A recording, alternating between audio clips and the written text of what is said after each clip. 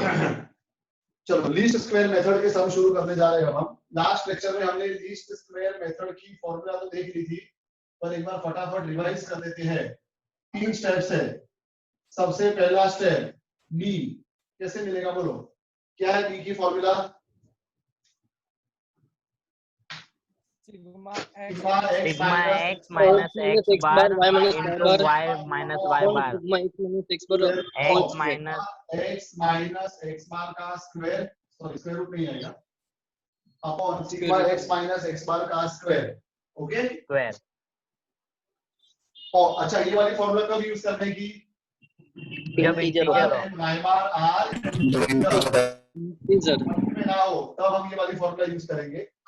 Okay और b find करने की दूसरी formula n sigma x y sigma x Y minus sigma X sigma Y upon n N sigma x square minus sigma x square का whole square. Vishal please तू मत बोलना यार, समझ नहीं आ रहा। ये कब यूज करने की? when x bar and y bar are decimal, जब x और y bar डेसिमल में हो।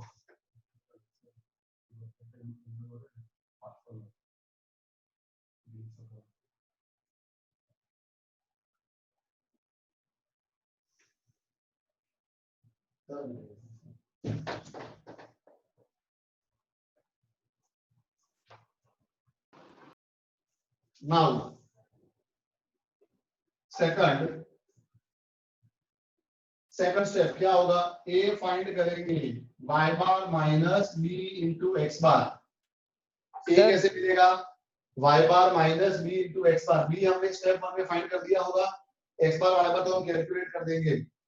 और third step best fitted regulation line मिल जाएगी, y cap equal to a plus bx। Okay a हमारा स्टेप 2 में आ गया होगा, b हमारा स्टेप 1 में आ गया होगा, x हमें क्वेश्चन में दिया होगा, उसके ऊपर से y मिल जाएगा। और ये कैप क्या बता रहा है बोलो? What is the meaning of cap? What is the meaning of cap?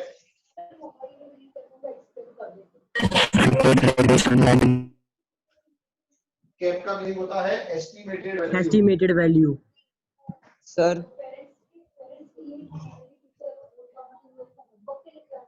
Sir ये स्टेप पहले, ये स्टेप से सारी की पहले ये स्टेप फिर सेकंड फिर third.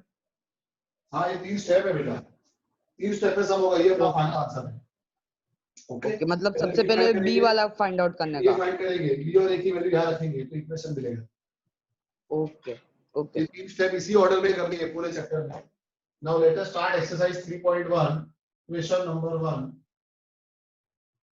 Price in rupees is given and demand in 100 units is given। Price को x बोलेंगे, डिमांड इन 100 यूनिट्स को y बोलेंगे।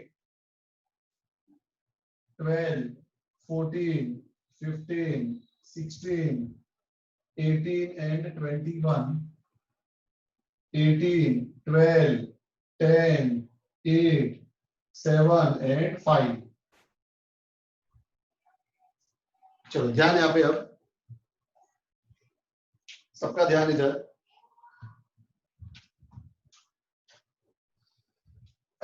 सबसे पहले सिग्मा एक्स बोलो, क्या होगा? 96। Sigma Y 60। चलो अब पहले एक्स बार ढूंढते हैं। X bar equal to sigma X upon N, क्या होगा बोलो जल्दी। 1.6। 1 2 3 4 5 6 16। 1.6 कहां से आया? y bar sigma y upon n 60 upon 6 कितना आएगा? 10। यहाँ पर यूनिट आएगा रुपीस और यहाँ पे आएगा 100 यूनिट्स। अब ध्यान से देखो तो here x bar y bar both are integers. When x bar y bar both are integers तो b फाइंड करने के लिए कौन सी फॉर्मूला यूज करेंगे हम? Sigma x minus x bar y minus y bar upon sigma x minus x bar का whole square. उसके लिए पहले हम फाइंड करेंगे x माइनस एक्स बार, उसके बाद y माइनस वाई बार, उसके बाद क्या आएगा x minus x bar into Y minus Y बार, और x माइनस एक्स बार का होल स्क्वायर भी चाहिए, तो x माइनस एक्स बार का होल स्क्वायर, कितने कॉलम्स Sir, बनाने पड़ेंगे? ओके, सबसे पहले x माइनस एक्स बार होएगा ना, x बार माइनस एक्स बार। तो दो जगह गलती से लगेगा ये, ऐसा क्यों होता है? Okay x minus x bar, चलो 12 माइनस 16 कितना होगा -4, 14 minus 16, 15 minus 16, 16 minus 16, 18 minus 16 and 21 minus 16. Any doubt?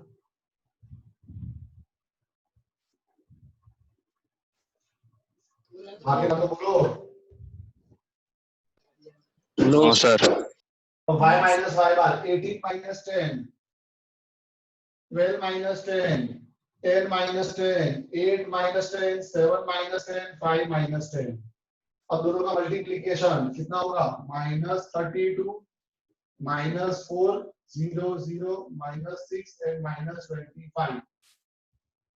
Sigma x minus x bar y minus y बार करो -67. -67. अब x माइनस एक्स बार का होल स्क्वायर, तो 16 -2 का स्क्वायर 4 1 0 4 and 25. चलो sigma x minus x bar का होल 50. स्क्वायर बोलो 50. 50. Okay, अब ये 3 स्टेप हम करेंगे एक एक करके। ये जो हमने 3 स्टेप लिखे यही 3 स्टेप्स को आप करना है एक एक करके।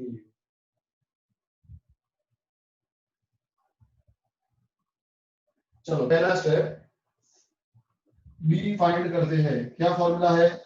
Sigma x minus x bar into Y minus Y bar upon sigma x minus x bar का होल स्क्वायर। बोलो कितना होगा? -67 अपॉन 50 -1.34. -1.34। b का कोई यूनिट नहीं होगा, b is a relative major. Okay, regression coefficient है ये। जिस तरह से चैप्टर 3 में r था, small r correlation coefficient, chapter 2 में, चैप्टर 1 में i था इंडेक्स नंबर। दोनों के दोनों कैसे थे? दोनों के दोनों कैसे थे? यूनिटलेस थे, है ना? Relative major. वैसे b भी क्या है? रिलेटिव मेजर है, उसका भी यूनिट नहीं होता। पर कौन समझाएगा मुझे -1.34 का interpretation? What is the interpretation of b equal to -1.34? Karan Raj बोल। नेगेटिव. करण राज बोल। ये देखो एक नेगेटिव बोलता है, नेगेटिव तो सबको दिख रहा है, ऐसा नहीं बोल। करण राज बोल, b इक्वल टू -1.34 का मतलब क्या होता है? सर भूल गया। भूल गया? सर मैं बोलूं? क्लास में आना जरूर, छात्र मारूंगा मैं। Sorry sir. नहीं चलेगा। एक उधार आ, जिस दिन आएगा उसे तेरे को टपली पड़ेगी, तू ध्यान रखना। जिस दिन रेगुलर लेक्चर में आया उसे। मनवीर बोल।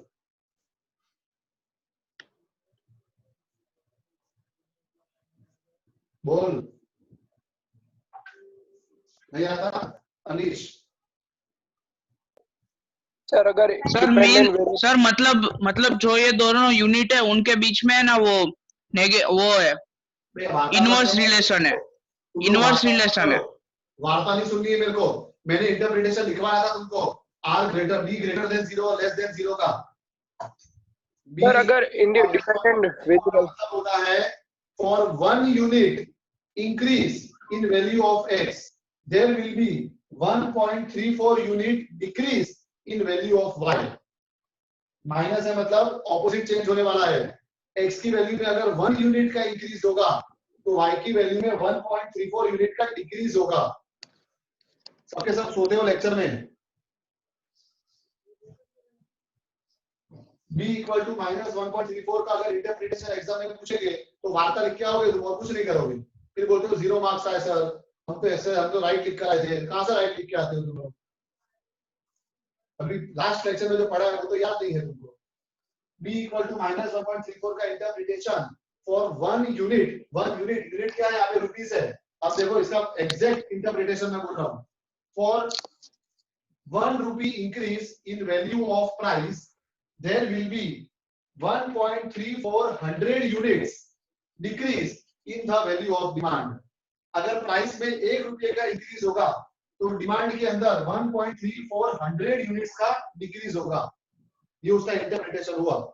For 1 unit increase in price, for 1 rupees increase in price, there will be 1.34 units decrease in demand. अरे सम करके आ जाओगे तुम. सेकंड स्टेप, A फाइंड करना है. A equal to y bar minus b x bar. y bar कितना है? y बार 10 minus b कितना है? माइनस 1.34 इंटू x बार कितना है? 16 minus minus plus 1.34 multiply by 16 bro 21.44. 21.44 1.44 31.44 ए आ गया. ये भी यूनिट ऐसे कोरिलेट क्या है? ए का मतलब क्या होता है?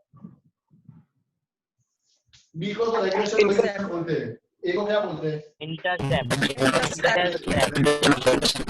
बी का दूसरा नाम क्या है? बी का दूसरा नाम क्या है? स्लोप. स्लोप. Very good. अब थर्ड स्टेप. सर हाँ सर बी को क्या बोलते हैं? स्लोप. क्या? लपसरी लपसरी लपसरी. Slope. Slow. Best fitted regression line. Best fitted regression line. Y cap equal to A plus BX. Therefore, Y cap equal to A है 31.44 plus B है minus 1.34 X. ये आ गया best fitted regression line. This is our main answer. Okay? अब इसके अंदर क्या पूछा है? एक और चीज पूछी है लास्ट में. ये तो अपना मेन आंसर है. Step 3 y cap equal to a plus bx. y cap equal to a plus bx. अब यहाँ पर बोला है find the demand when price is 20. Price 20 है तो x की जगह 20 है तो डिमांड हमको मिल जाएगा. ओके वो फोर्थ स्टेप में यहाँ कर रहा हूँ, जगह नहीं है, नीचे लिखेगा नहीं. फोर्थ स्टेप, प्राइस हमें दी है. कितनी दी है प्राइस हमें? ₹20 और तब डिमांड हमें ढूंढना है. प्राइस को x बोलेंगे और हमें डिमांड यानी कि y ढूंढना है. y के तो y के equal to 31.44 minus 1.34 into x की जगह 20. 31.44 माइनस करो 1.34 26.8. कितना? 26.8. 26.8 करो माइनस 4.67. 4.64. और यूनिट लिखना मत भूलना. 4.67 के बाद y है. y का यूनिट है 100 units. Don't forget to write unit. 100 units मतलब जब प्राइस 20 रुपीस होगी तो डिमांड कितना हो जाएगा? 4.67 यूनिट हो जाएगा. 20 पे 4.64. ओके 4.64 आएगा सर. 64. ओके चलो जल्दी से इसका स्क्रीनशॉट ले लेता हूं मैं. Sir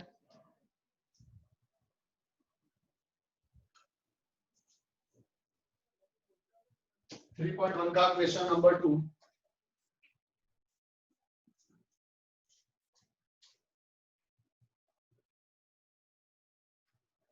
time of use of car in years, इसको एक्स बोल देते हैं. And average annual maintenance cost in 1000 rupees, इसको y बोल देते हैं. x और y हमें दिया है. x दिया है 3, 1, 2, 2 and 5. y दिया है 10, 5, 8, 7 and 13. वो आगे जो कार लिखा है 1 2 3 4 5 वो तो ऐसे ही लिखा है, उसी को जरूरत नहीं है। सर दिया हुआ है, लास्ट में 3 और 8 भी दिया हुआ है।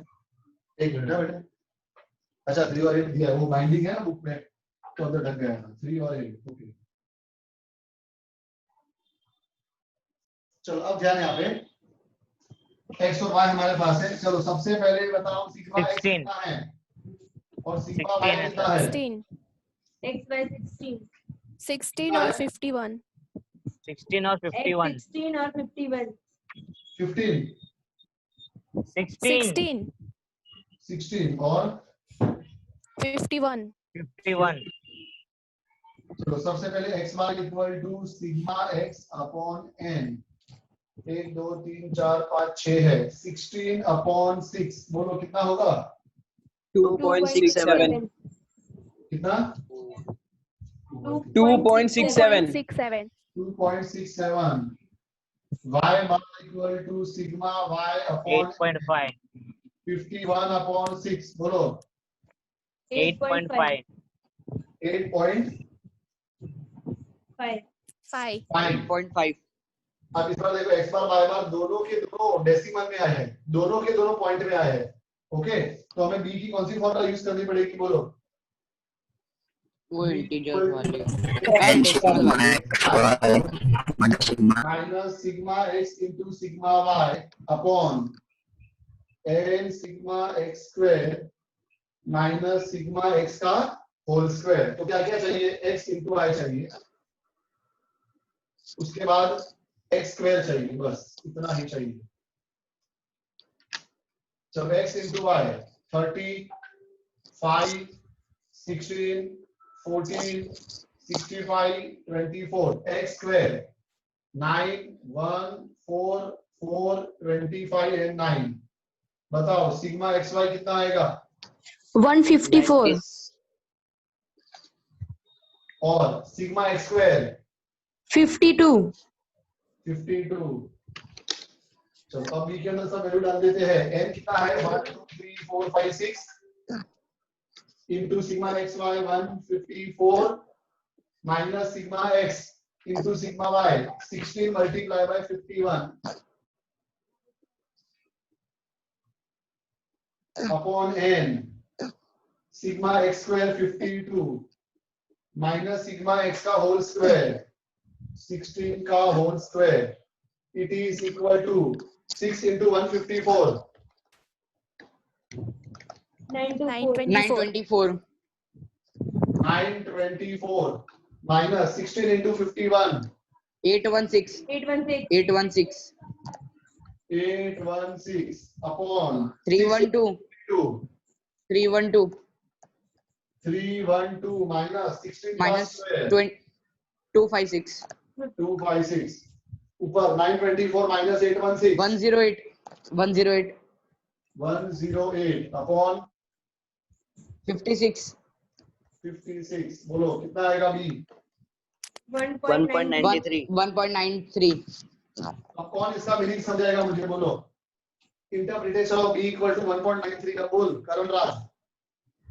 नहीं तो अभी का अभी आगे तेरे को बताऊंगा आपको, अब नहीं बोला तो।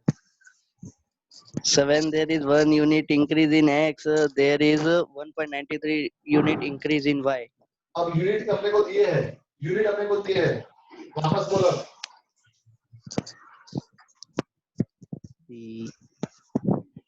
When there is 1 unit increase in time, there is 1.93 year. Sorry. When there is 1 year increase in time, there is 1.93 increase in 1,000 rupees. 1.93 thousand rupees increase in decrease.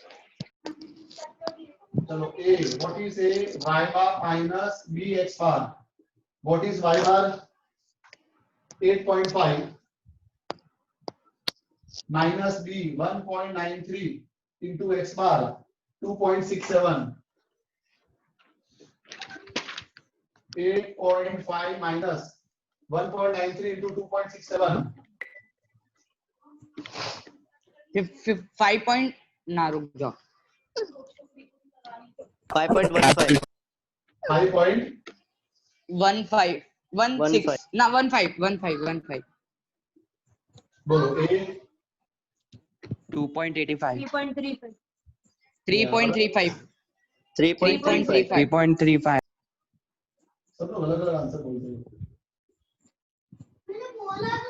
सबके Now, अलग third step, best fitted regression line, ऐसा heading मारने का direct मत लिख देना, best fitted regression line, हमेशा डालने का ना सर ये तो हाँ हमेशा हमेशा heading y equal to a, y cap equal to a plus bx, so therefore y cap equal to 3.35 plus b है 1.93 into x, what is x? वो तो अपने को ढूंढना है, x की वैल्यू अपने को दी होगी, ये आ गया best fitted regression line. Okay, अब एक और क्वेश्चन इसके अंदर है, estimate average maintenance cost when usage time of car is 5 years. Okay, usage time हमें 5 इयर्स दिया है, टाइम इज गिवन 5 इयर्स, जिसको अपने x बोलेंगे, और मेंटेनेंस कॉस्ट हमें फाइंड करना है। ओके, तो चलो therefore y cap equal to 3.35 plus 1.93 into x की जगह पे 5, 3.35 plus करो 1.93 into 5 9.65 9.65 प्लस करो दोनों को,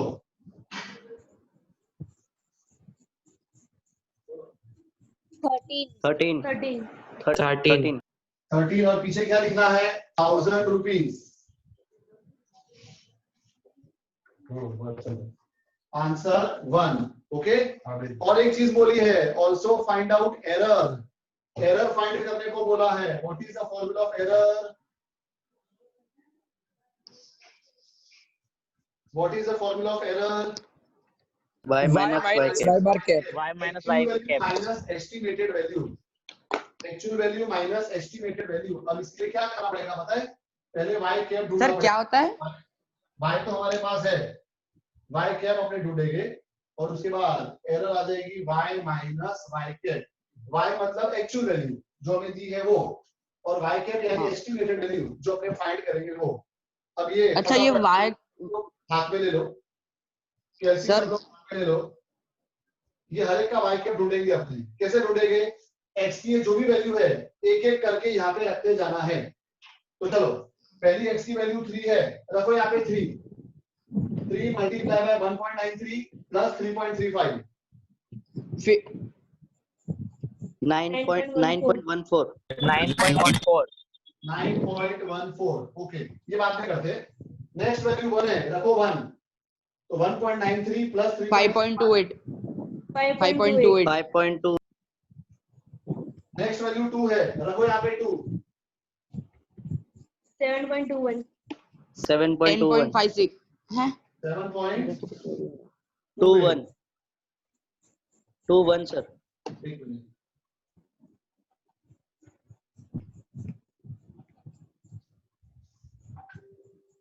सर इसको y कैप बोलते हैं। हाँ एस्टिमेटेड वैल्यू। हाँ, अब 2 देखते हैं। रखो यहाँ पे 2 सर 7.21 आएगा 7.21 7.21 अभी फिर 5 रखो 13 चलो एरर ढूंढते हैं, एरर ढूंढते हैं y और y के बीच में। 10 माइनस 9.14 कितना आएगा? 0.8 5 माइनस 5.28 कितना आएगा? -2 8 माइनस 0.28 28 होगा ना सर? हाँ, फिर 8 माइनस 7.21 0.79 0.79 वापस 0.79 minus 7.21 minus 13 minus 13 0 and 8 minus 9.14 minus 1.14 इसका टोटल नहीं करना है, खाली एरर फाइंड करने को बोला है। तो हमने एरर ढूंढ लिया। ओके, नो नीड टू टूटल। चलो स्क्रीनशॉट ले लेता हूं मैं। सर 2 मिनट लिखने देना। हाँ लिख लो। सर एक बात पूछूं? नहीं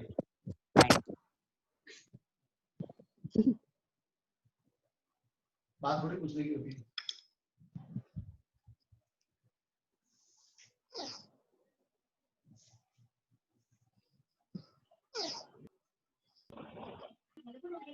डाउनलोड सर क्या आएगा लिखा हुआ? बाद में बोलूंगा, अभी रुक। डाउनलोड का हुआ।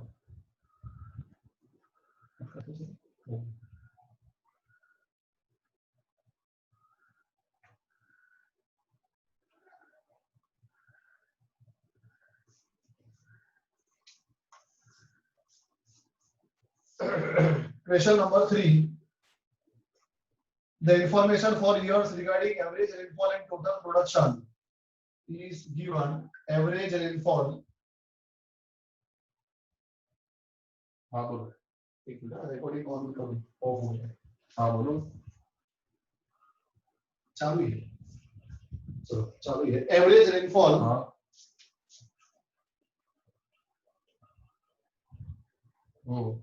इन सेंटीमीटर, जिसमें नेक्स्ट बोलेंगे, बार बार इसे ध्यान दे लो।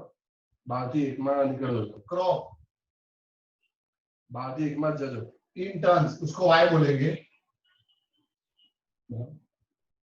25, 32, 38, 29 and 31। इधर आएगा 84, 90, 95, 88 and 93। चलो ध्यान रखें 155। क्या 155? तो सही 2 मिनट फास्ट हो रहे थे। Sigma X and sigma Y बोलो। Sigma X sigma x 155। 155। Sigma y 450। 450। चलो x bar 31। x bar sigma x upon n 155 upon 1 5 2 4 5 कितना आएगा? 31। Don't forget to write units statistics में। Sigma y upon n 90। 450 upon 5 कितना आएगा? 90 90। Centimetre. बहुत easy है homework. कौन सी मेथड से करोगे? 90 टन वो आएगा डेसिमल वाले से। फर्स्ट वाली फॉर्मूला से करोगे, है ना? सर। 90 टन आएगा सर 90 टन होगा। हाँ हाँ सॉरी 90 टन। कर दोगे ना ये सब लोग? Yes yes sir. Formula 1 use करोगे b फाइंड करने के लिए। नाउ नेक्स्ट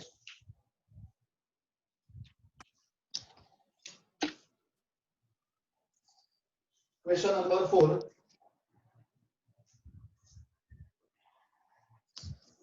क्वेश्चन नंबर 4 में देखो, एक्सपीरियंस इन इयर्स, जिसको x बोला है, परफॉर्मिंग रेट, परफॉर्मेंस रेट, इसको y बोला है।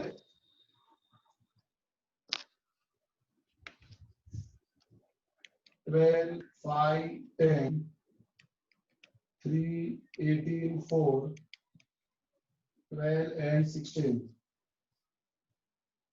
y कितना दिया है? 83 75 80 78 89 68 88 and 87।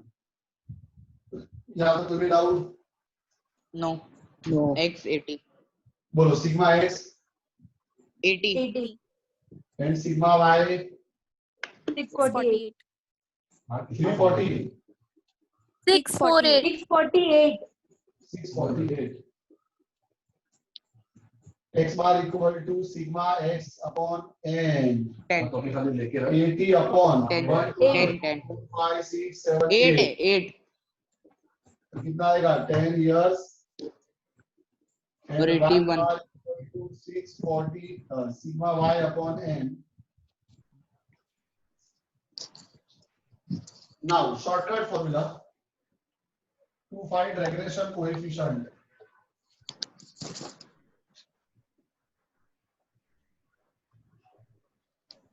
Shortcut formula to find regression coefficient.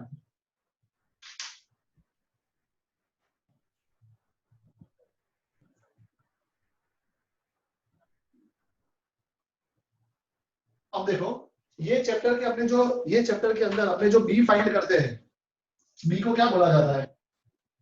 हम जो बी फाइंड करते हैं, व्हाट इज बी? स्लोप.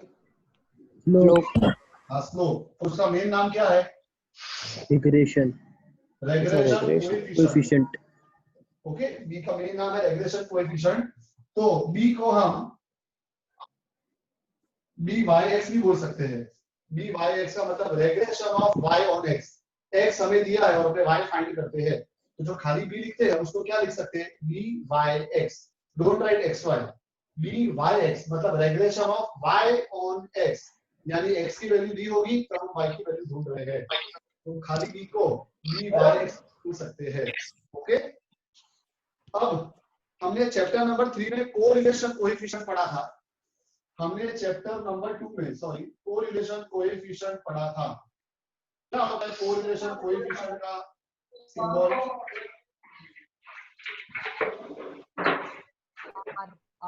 बोलो, क्या होता है कोरिलेशन कोएफिशिएंट का सिंबल? आर. क्या होती है आर की range? What is the range of r? 0 to 1. -1 to 1. -1 to 1. Very good. आप माइक्रोफोन म्यूट करो. किसका माइक्रोफोन इतना डिस्टर्ब कर रहा है? Mute the microphones. आर की रेंज होती है -1 to 1. Very good. आर का यूनिट क्या होता है कोरिलेशन कोएफिशिएंट का? कोई यूनिट यूनिट ही नहीं होता, रिलेटिव मेजर होता. चलो आर की रेंज तो तुमने बोला -1 to 1, मैं समझ गया. अब मुझे बताओ क्या होती है बी की रेंज? कोरिलेशन कोएफिशिएंट की रेंज -1 to 1 है chapter 2. Regression coefficient chapter 3 b की रेंज क्या होती है? -1 to 1. बी बोल रहा हूं. बी नहीं होती सर. नहीं होती. बी में कोई रेंज नहीं होती. रिलेटिव मेजर होती है. बी की वैल्यू कुछ भी आ सकती है, माइनस इनफाइनाइट से लेकर प्लस इनफाइनाइट तक कुछ भी आ सकती है. ओके, बी डज नॉट है, तो गलती मत करना. आर की रेंज -1 to 1 होती है, लेकिन बी की कोई रेंज नहीं होती. अब कोरिलेशन कोएफिशिएंट जो था आर होता है पर does not have any range. Okay, और अगर लिखना है तो लिख सकते हो बी की रेंज माइनस इनफाइनाइट से प्लस इनफाइनाइट तक कुछ भी हो सकती है. ओके, अब कोरिलेशन कोएफिशिएंट की एक प्रॉपर्टी थी. क्या प्रॉपर्टी थी कोरिलेशन कोएफिशिएंट की? R is independent of change of origin and change of scale. Change of origin and change of scale. Change of origin कैसे मिलता है? Change of origin कैसे मिलता है? माइनस से. Very good. अपने u equal to x minus क्या लिखते थे? a upon cx. x minus a upon cx. वो इसका क्या था? वो चेंज ऑफ ओरिजिन. और चेंज ऑफ स्केल कैसे मिलता है? डिवाइड करके. cx डिवाइड से. तो ये आर की प्रॉपर्टी है. ओके, बी की प्रॉपर्टी क्या है?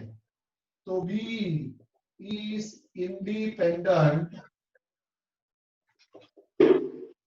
of change of origin but not change of scale.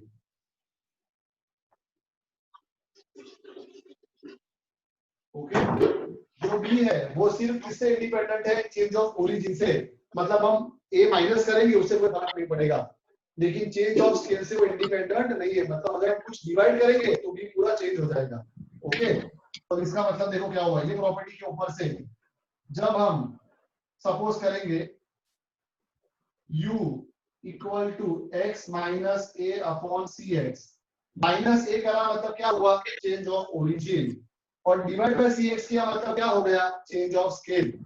Okay, अब चेंज ऑफ स्केल से अगर हमने डिवाइड कर दिया है तो क्या होगा, पूरा बी चेंज हो जाएगा। क्यों बी चेंज हो जाएगा, क्योंकि बी की प्रॉपर्टी है it is independent of change of origin but not of scale. Okay, क्या है, और v क्या होता है बोलो,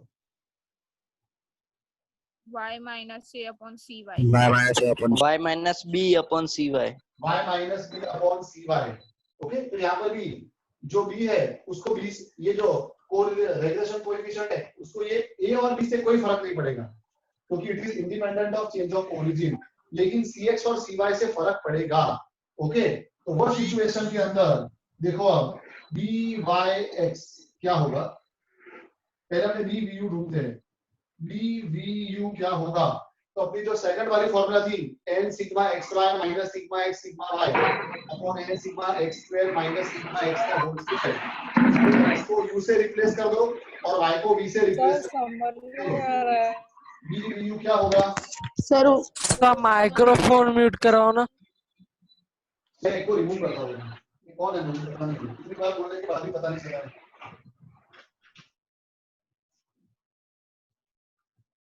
देखो ना अपने आप चुप हो गया।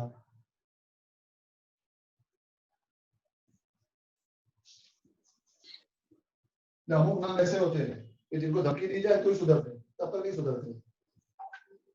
n sigma u v minus sigma u into sigma v upon n sigma u square minus sigma u का होल स्क्वायर। ये bvu आ तो गया, लेकिन इस बार हमारा जो ये byx है और ये bvu है ये दोनों सेम नहीं होंगे, but byx will not be equal to bvu। Why? Because regression coefficient is only independent of origin but not of scale। तो अगर ये दोनों को सेम करना है तो कैसे करेंगे, bvu तो हमने ढूंढ लिया। ओके, अब अगर दोनों को सेम करना है तो मैं फॉर्मूला लिखने जा रहा हूं, बहुत ध्यान से समझना, इधर लिखता हूं इसके बाद का स्टेप। ये दोनों इक्वल नहीं होंगे, क्यों इक्वल नहीं होंगे, आर में तो ऐसा होता था, आर के अंदर तो हम आर एक्स कॉमा वाई लिखते थे या आर यू कॉमा वी लिखते थे, ये दोनों सेम होते हैं, आर में सेम होते हैं। क्यों सेम होते हैं, because r is independent of origin and scale both. लेकिन बी के अंदर byx और bvu सेम नहीं होंगे, क्यों नहीं होंगे, because b is only independent of origin but not of scale। तो ये दोनों को सेम कैसे किया जाए, देखो इसके बाद का स्टेप नीचे लिखेगा, इसके मैं वहां लिख रहा हूँ, बहुत इंपॉर्टेंट फॉर्मूला लिखने जा रहा हूँ मैं, शॉर्ट सम में काम में आएगी। byx equal to bvu, y की जगह v है, x की जगह u है, multiply by cy upon cx। पहले y है तो ऊपर cy आएगा, बाद में x है तो नीचे cx आएगा। ये cy अपॉन cx क्यों करना पड़ा, cy और cx क्या है, cy और cx है change of scale. Change of scale से byx को फर्क पड़ता है, तो उसको कॉम्पेंसेट करने के लिए क्या करा हमने, cy से मल्टीप्लाई और cx से डिवाइड। अब दोनों इक्वल हो जाएंगे। अगर ये नहीं लिखते हम, अगर ये हम नहीं लिखते तो क्या होता, नॉट इक्वल। अगर इनको इक्वल करना है, अगर ये दोनों को इक्वल करना है तो क्या करना पड़ेगा, चेंज ऑफ स्केल से फर्क पड़ता है, इसके लिए मल्टीप्लाई करना पड़ेगा cy से और डिवाइड करना पड़ेगा cx से। तो अब byx की फॉर्मूला मैं लिखने जा रहा हूं फाइनली। अब byx जिसको अपने b बोलते हैं, क्या होगी फॉर्मूला बोलो, bvu की फॉर्मूला तो तुम्हारे पास है n sigma uv minus sigma u into sigma v upon n sigma u square minus sigma u का होल स्क्वायर और multiply by cy upon cx, multiply by cy upon cx। अब अपना पहला step ये हो जाएगा, शॉर्टकट फॉर्मूला का ये होगा पहला स्टेप, बाकी दो स्टेप तो सेम। सेकंड स्टेप ए तो कैसे मिलेगा, y bar minus bx bar से, और third step best fitted regression line, वो भी जैसे ढूंढते हैं वैसे ही, best fitted regression line y cap equal to a plus bx। बस खाली क्या चेंज हो गया, शॉर्टकट फॉर्मूला के अंदर b की फॉर्मूला चेंज हो गई है। अगर हम u x की जगह u और y की जगह v लिखते हैं तो पूरी फॉर्मूला तो लिख ही देने की, बस लास्ट में खाली क्या करना पड़ेगा, multiply by cy and divide by cx। और ऐसा क्यों करना पड़ेगा, because regression coefficient is only independent of origin not of scale, इसलिए स्केल से मल्टीप्लाई और डिवाइड कर दिया। Understood? Yes sir. Yes, sir. और ये जो फॉर्मूला लिखी है मैंने, ये जो मैं राउंड करके लिख रहा हूं, ये फॉर्मूला शॉर्ट सम के लिए बहुत काम में आएगी। ये फॉर्मूला शॉर्ट सम के लिए काम में आएगी। और ये 3 स्टेप अपने करेंगे अब। एक्सरसाइज हमारी जो 3.2 है, एक्सरसाइज 3.2 में हर एक सम में ये 3 स्टेप करने हैं। और शॉर्टकट फॉर्मूला कब करने की, हम चैप्टर 2 में शॉर्टकट फॉर्मूला कब करते थे? जब x बार की वैल्यू 3 डिजिट में होती थी। हाँ, जब x और y हमारा ऑब्जर्वेशन 3 डिजिट में होते थे और हमारा x बार y बार भी पॉइंट में होता था।